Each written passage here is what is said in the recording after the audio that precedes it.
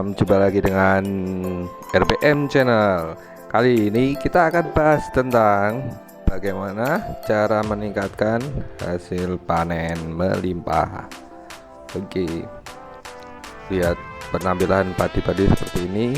Sepertinya kita pengen ya punya bagaimana tanam padi dengan hasil yang maksimal, bisa 10 atau 11 ton per hektar. Oke, langsung saja ke topik nomor 1. Pemilihan benih. Oke, pemilihan benih yang bagus adalah dengan cara kita seleksi bagaimana memilih biji yang bagus, yaitu biji yang bernas, cerah, tidak berjamur, tidak rusak, tidak terkena kutu atau diserang kutu, dan benihnya masih baru. Oke, berikut cara yang kedua. Cara nomor 2 adalah cara semai. Berbagai cara semai yang sering dilakukan petani di Indonesia adalah semai di rumah atau semai panggung. Nah, semai panggung menggunakan alas bambu atau sejenisnya, juga bisa pakai tray semai. Cara ini dilakukan lebih aman dari tikus, mudah untuk kontrol pemupukan, dan juga terjaga dari hama-hama seperti tikus, ulat, dan burung-burung. Nah, cara ini sering dilakukan bila mana di lahan kurang aman dan debit air masih minim. Cara lain yang digunakan juga ada seperti pakai semai di sawah. Semai di sawah itu biasanya kalau lahan itu jauh dari rumah ya, biasanya kalau ngangkut ke sawah itu atau ke lahan itu jalannya susah, atau mungkin sawahnya debit airnya bagus, tidak banyak hama, itu biasanya pakai cara seperti ini, yaitu semai di lahan langsung. Nah, kelebihannya memang sawah di lahan langsung itu cepat besar dan normal ya gitu. Oke, kita cek untuk cara ketiga. Cara tanam dan jarak tanam. Oke, mayoritas di Indonesia kalau untuk tanam atau tandur itu ada yang manual, ada yang pakai tabela tanam benih langsung. Nah, seperti ini. Juga ada yang pakai mesin. Nah, semuanya memiliki kekurangan dan kelebihan. Jika pakai mesin, otomatis biaya kita harus persiapan mesin, dan juga mungkin ada residu bekas oli atau bekas bensin. Kalau untuk tandur biasa ya membutuhkan banyak orang, dimana apabila tidak kesulitan tenaga tandur. Oke, lanjut ke nomor 4,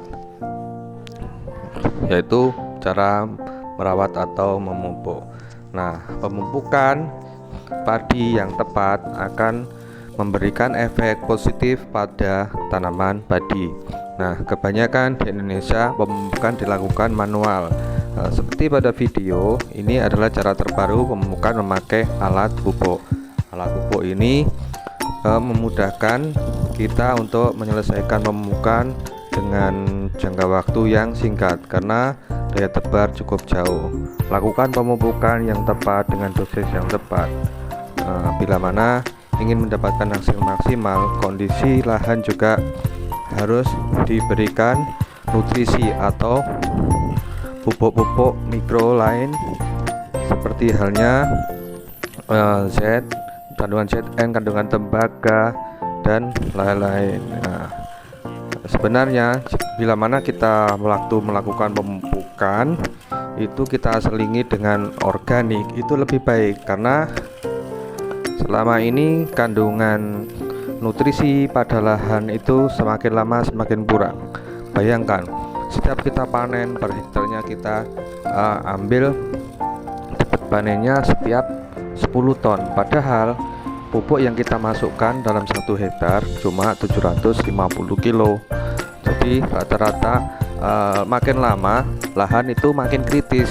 Selain itu pupuk-pupuk kimia yang ditinggalkan yang setelah diserap oleh tanaman itu meninggalkan residu. Nah, residu tersebut berefek negatif pada lahan makin keras, makin dangkal, tingkat kesuburannya berkurang.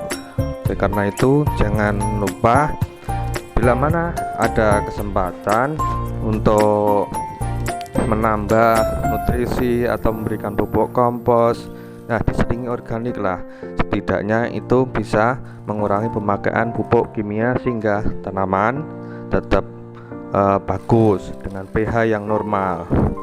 Nah, cara pemupukan yang tepat biasanya padi jika umur panen itu 105 atau 95 hari, pemupukan pertama sebelum umur 10 hari, yaitu antara 7 sampai 9 hari, itu pemupukan pertama.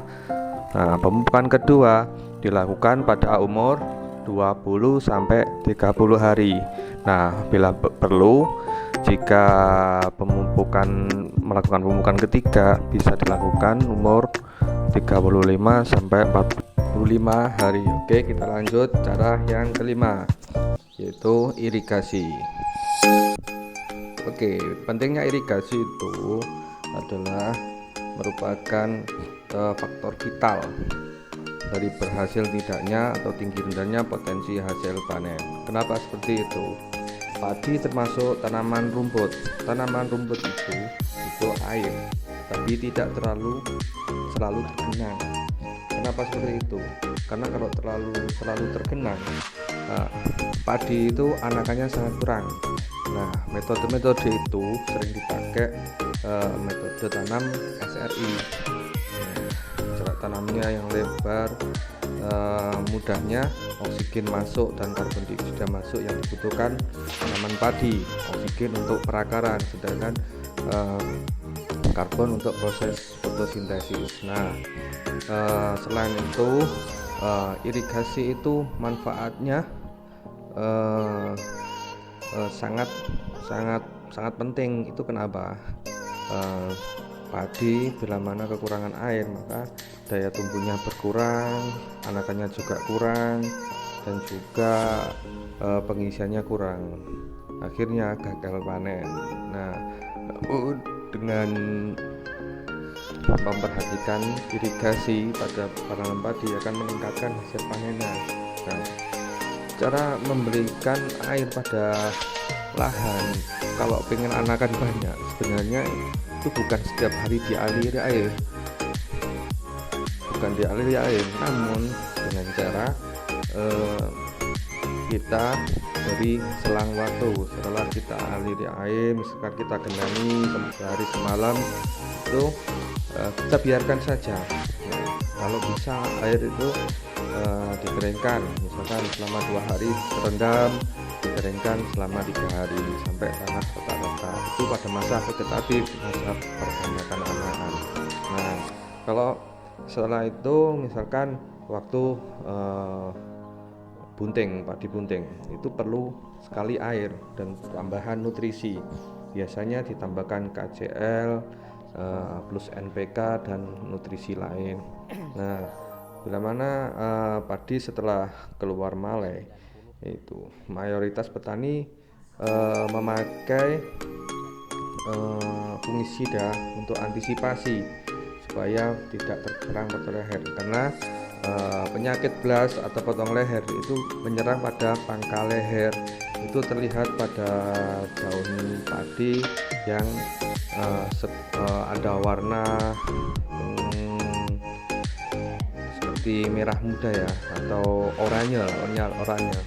Warna oranye tersebut pada daun itu menyebabkan penyakit jamur, biasanya disemprot pestisida. Oke, itulah beberapa tips dari kami bagaimana meningkatkan hasil panen supaya maksimal. Sekian dulu ya, terima kasih. Jangan lupa klik subscribe, komen, dan share agar bisa berlangganan video kami dan kami tetap aktif untuk update video terbaru dan informasi tentang pertanian. Sampai jumpa.